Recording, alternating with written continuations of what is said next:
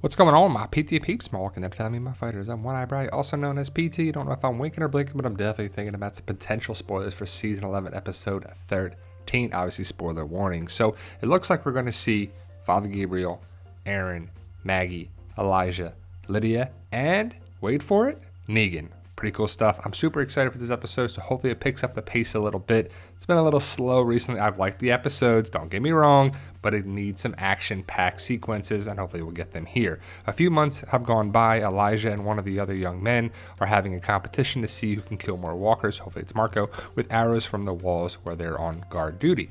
Lydia shows up and she's going to leave Hilltop and go to the Commonwealth. Elijah appears to have a crush on her and he asks her if she'll be back.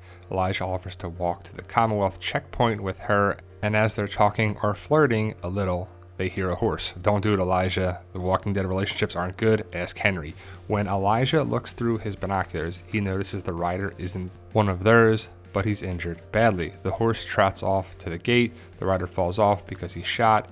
He has a bloody map in his hand and he tells them that his people need help, but that's all he manages to get out before he dies. Maggie declines to go help his people because she doesn't want to waste their slim resources. Lydia tells her she's going to go help and that she'll head to the Commonwealth. Elijah is going to go with her, and though Maggie is hesitant, she goes too.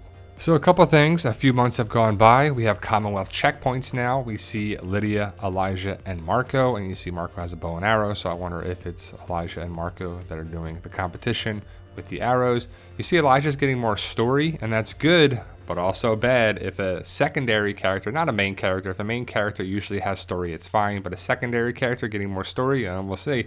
But it sounds like there's another new group out there, more new groups, right? So we're going to see that this person was sent to the Hilltop by a character. It's Negan, but we'll find out that Maggie, Elijah, and Lydia get in the truck, I believe, and drive down the road to see what's going on. And I'm glad that Maggie's getting more story. We'll have to see how this plays out, but I really hope this picks up the pace because we're in the back half of the final season of The Walking Dead now, as it's episode 13 of the final 24.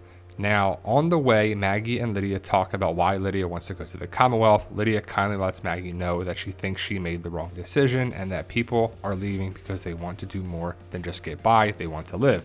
Maggie tells a story about when she used to live on the family farm with her daddy. Developers were always sniffling after the farm, but her daddy wouldn't ever sell it. Then one year, there was a terrible drought, and they were struggling. The developers saw their chance, so they offered 3 times what the farm was worth. Herschel said no. They started leaving crates of food for the cattle and animals on the porch, and Herschel let it rot. He said that they were being tested, but that the drought would end and they'd be stronger than ever.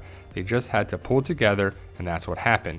The drought ended, and they got back up on their feet. It was very hard, but they made it through.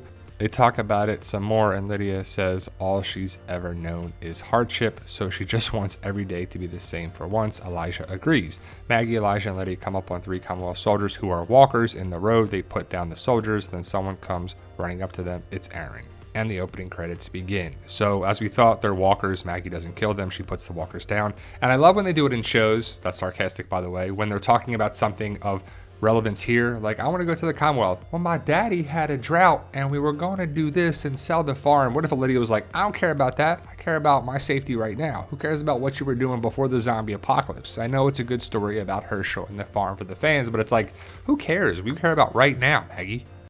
There's a lot of cutscenes that go back and forth with time. Before Jesse grabbed the horse he took to Hilltop. He is hiding when someone comes up to him demanding to know who he is and why he is there. It's Negan. Negan is with another group that is a part of the cult group, but not really. They seem to just be sharing the same space with them. There is a woman in the new group Negan is a part of who he seems to really respect. When Jesse describes Aaron and Gabriel, Negan knows immediately who he's referring to, but he has no idea what the Commonwealth is. He just knows they're in trouble, so Negan gives the kid a map to Hilltop, and he tells him to talk to Maggie and to tell her Aaron and Gabriel are in trouble. Jesse rides off, and that's when Toby sees him leaving and tells the Commonwealth soldiers to shoot him. They do, and that's why he's near death when he gets to the Hilltop.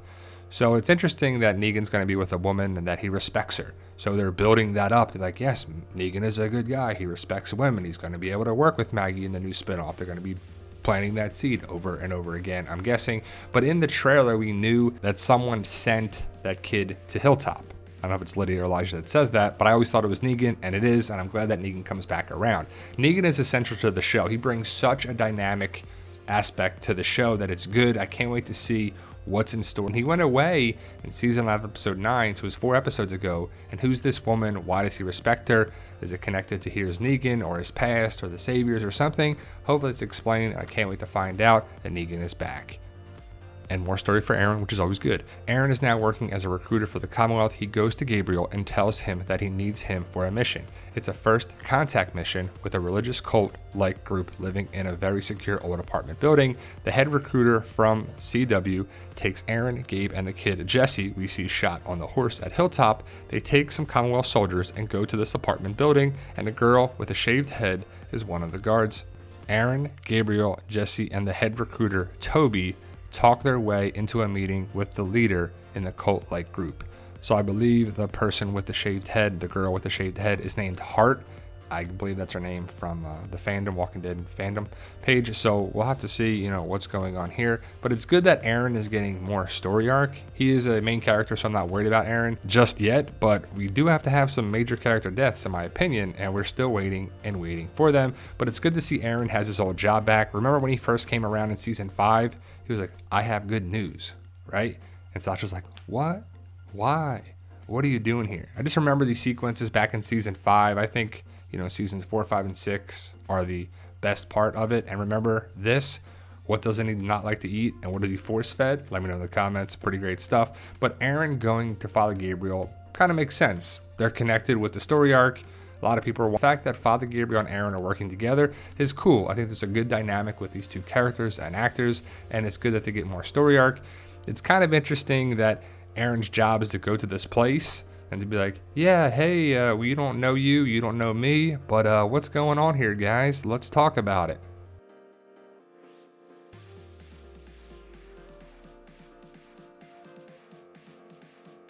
Now, the cult leader is a violent whack job, and Aaron is concerned they're in way over their heads, but then suddenly the head recruiter guy, who hasn't seemed intimidating in the slightest, gets the jump on the cult leader. Toby shoots him in the knee, takes him hostage, and proceeds to kill a bunch of the other cult people. Gabriel tries to intervene, but Toby has the soldiers put him in handcuffs. It turns out Toby was a former CIA assassin. Lance sent Toby to the cult group because he had suspected they stole a shipment of supplies and guns meant for Alexandria. Again, Lance is connected with another thing here, so Lance sent these people. So I believe this character's name is Hart. I'm not sure she's the leader, and I know people are waiting for more connections. We do want to see some connections with more of the Walking Dead universe, but we're going to have enough spin-offs, so who knows.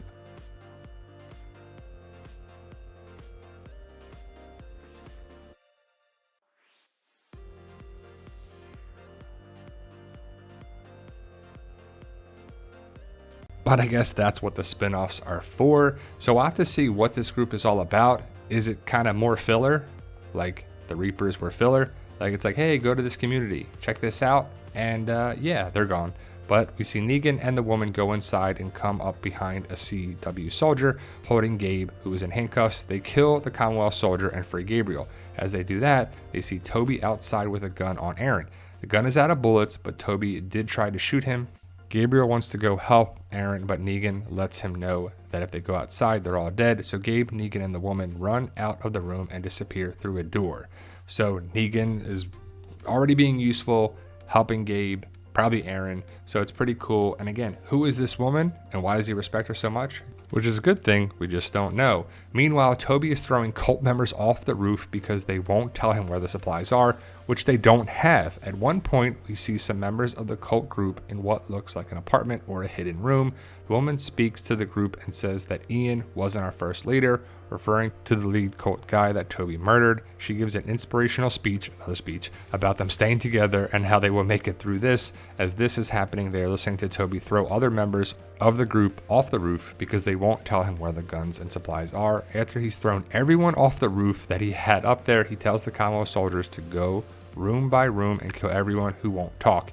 Aaron and Maggie sneak into the apartment building to try and find out where Toby is to kill him. They kill a Commonwealth trooper before hiding the body and then going deeper into the building. So I wonder if this is where the tide turns on Lance, because if Lance is doing stuff behind our group's back, it's not going to be good because we can't trust him, right? If Lance sent in this Toby guy and he could have hurt our group, you know, what if he killed Aaron or Gabriel? He doesn't care about our group because of the supplies. So if this place, Riverbend or whatever it's called, doesn't have the supplies, who took the supplies? Is there another group? Are we going to meet another group of another group?